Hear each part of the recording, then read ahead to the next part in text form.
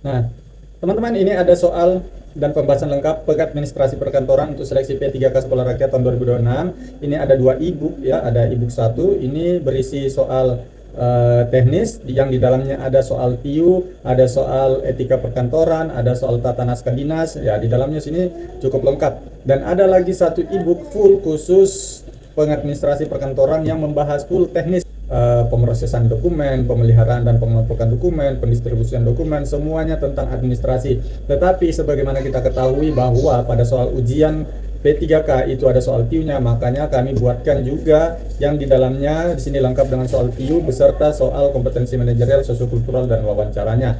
Di sini di halaman terakhir ada kami lampirkan juga soal manajerial, sosiokultural, wawancara. Jadi di sini sudah lengkap ya materinya. Nah, materi ini berasal dari mana? Berasal dari soal-soal ujian yang keluar di tahun 2024 terkait dengan pengadministrasi perkantoran.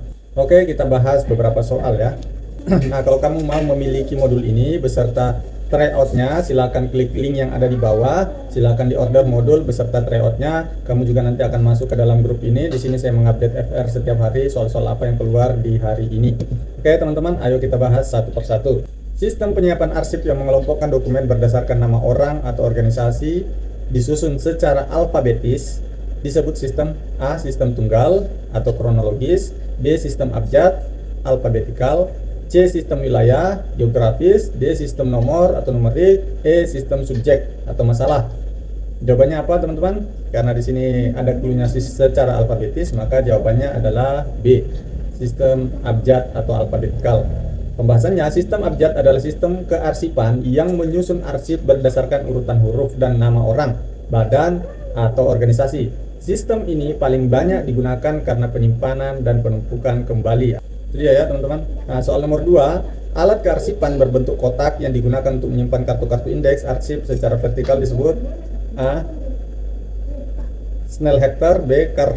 Kabinet atau kotak kartu, C. Rotary filing, D. Guide, E. Titler file. Yang mana, teman-teman? A, B, C, D, atau E? Nah, jawabannya adalah B. Card kabinet adalah lemari kotak khusus untuk menyimpan kartu indeks arsip yang disusun secara vertikal berdiri, berbeda dengan filing kabinet yang menyimpan folder dokumen dalam laci bertingkat. Ya, diingat-ingat ya. Kalau filing kabinet yang menyimpan folder dokumen dalam laci bertingkat, kalau card kabinet untuk menyimpan kartu indeks arsip yang disusun secara vertikal berdiri. Oke, nah jenis-jenis soal seperti ini yang masuk di tahun 2024 dan kami perkirakan jenis-jenis soal seperti ini pun juga akan keluar kembali di tahun 2026 ini karena ada beberapa FR yang mengatakan bahwa mirip dengan soal-soal yang di tahun 2024. Maka dari itu kami juga melampirkan file ini pada pembelian modul untuk jabatan administrasi perkantoran. Ini ya nomor 13 ya. Kop surat, nomor surat, lampiran, halaman, alamat tujuan, salam pembuka, isi, dan salam penutup merupakan bagian dari A. Kaidah kearsipan, format struktur surat dinas, jadwal retensi arsip, klarifikasi arsip, prosedur disposisi. Jawabannya B ya. Oke, soal nomor 14. Surat dinas yang sifatnya sangat rahasia dan hanya boleh dibuka oleh pejabat yang dituju diberi kode klarifikasi keamanan A. Biasa, B. Terbatas, C. Rahasia, D. Sangat rahasia, atau E. Konfidensial. Kodenya apa, teman-teman? Jawabannya adalah D. Sangat rahasia. Pembahasan klasifikasi keamanan surat dinas umumnya bertingkat, mulai dari biasa, terbatas, rahasia, dan sangat rahasia. Surat dengan tingkat sangat rahasia memiliki dampak keamanan paling tinggi jika bocor, sehingga hanya boleh dibuka oleh pejabat yang berwenang atau dituju langsung. Nah, di sini tadi kata kuncinya adalah surat dinas yang sifatnya sangat rahasia dan hanya boleh dibuka pejabat yang dituju. Oke, lanjut soal nomor 17. Dalam buku Klepper atau buku induk barang inventaris, aset tetap dicatat berdasarkan karakteristik utama, kecuali A. Memiliki umur ekonomis lebih dari setahun, B. Memiliki nilai ekonomis yang signifikan, C. Habis pakai dalam waktu singkat, D. Termasuk dalam barang milik negara, E. Harus dicatat dalam daftar inventaris pemerintah. Nah, jawabannya apa, teman-teman? Jawabannya adalah C. Habis pakai dalam waktu singkat. Pembahasan nomor 17. Aset tetap dicirikan sebagai barang yang memiliki umur ekonomis lebih dari 1 tahun dan bernilai ekonomis signifikan, sehingga tidak habis pakai dalam waktu singkat. Barang habis pakai dalam waktu singkat justru masuk kategori barang persediaan atau consumable, bukan aset tetap. Jawabannya C ya. Oke, lanjut nomor 19.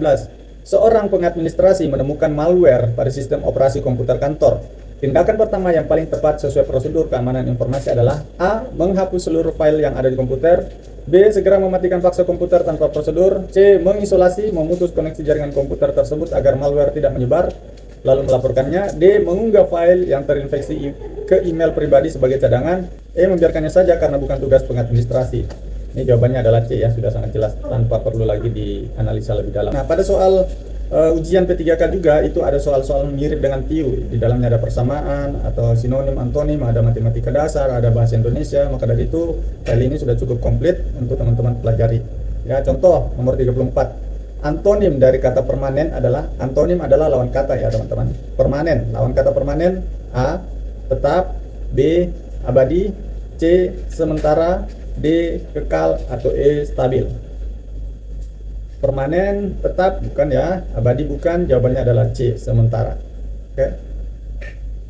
Nah, satu lagi soal seperti ini. Antonim dari kata objektif, lawan kata objektif adalah sudah pasti apa teman-teman? Subjektif. Mana jawabannya adalah B. Nah, selanjutnya ada soal logika sederhana seperti ini teman-teman. Sebuah kantor menerima 240 lembar surat masuk dalam 6 hari kerja secara merata.